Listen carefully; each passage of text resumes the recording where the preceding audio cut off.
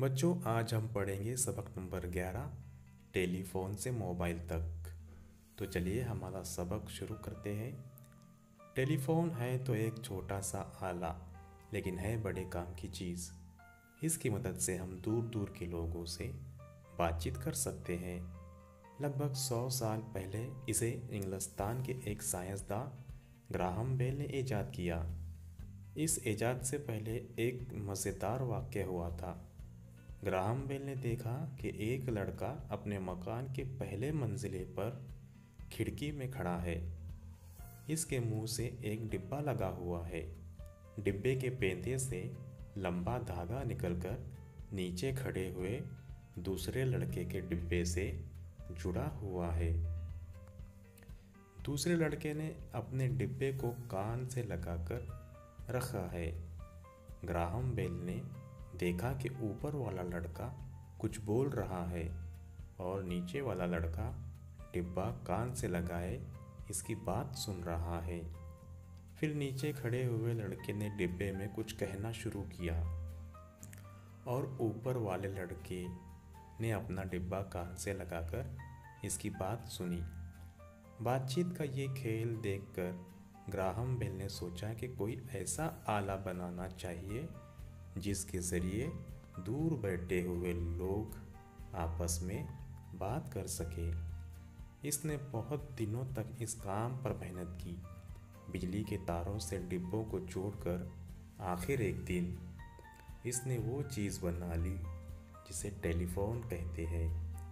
इस ईजाद के बहुत से फ़ायदे हैं।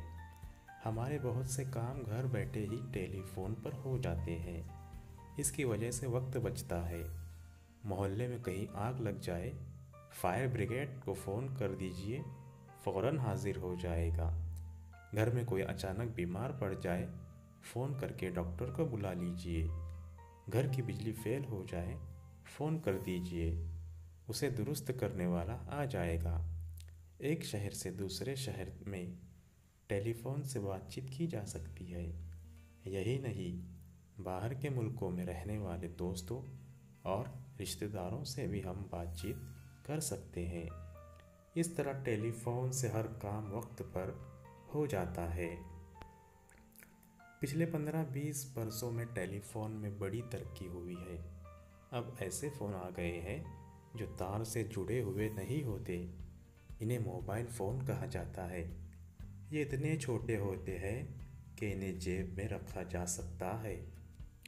हम कहीं भी जाए इन्हें साथ ले जा सकते हैं। मोबाइल फ़ोन में कैमरा भी होता है। इससे हम बातचीत करने वाले की सिर्फ आवाज़ ही नहीं सुनते, बल्कि इसका चेहरा भी देख सकते हैं। एक मोबाइल से दूसरे मोबाइल पर तस्वीरें भेजी जा सकती है। पहले एक दूसरे की खैरियत मालूम करने के लिए खत लिखे जाते थे।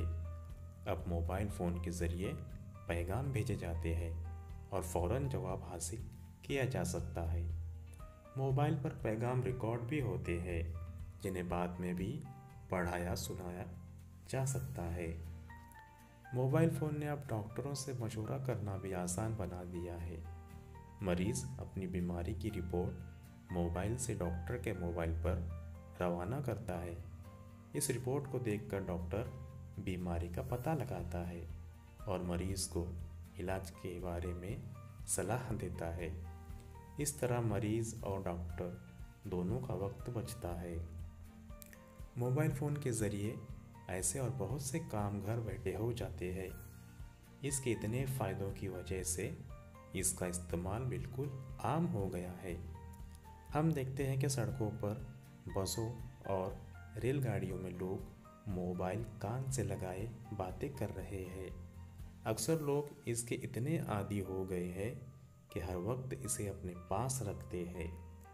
कारोबारी लोग तो कई मोबाइल फ़ोन इस्तेमाल करते हैं। बेशक मोबाइल हमारी अहम ज़रूरत बन गया है, लेकिन हमें ख्याल रखना चाहिए कि इसका इस्तेमाल सिर्फ ज़रूरी कामों के लिए किया जाए।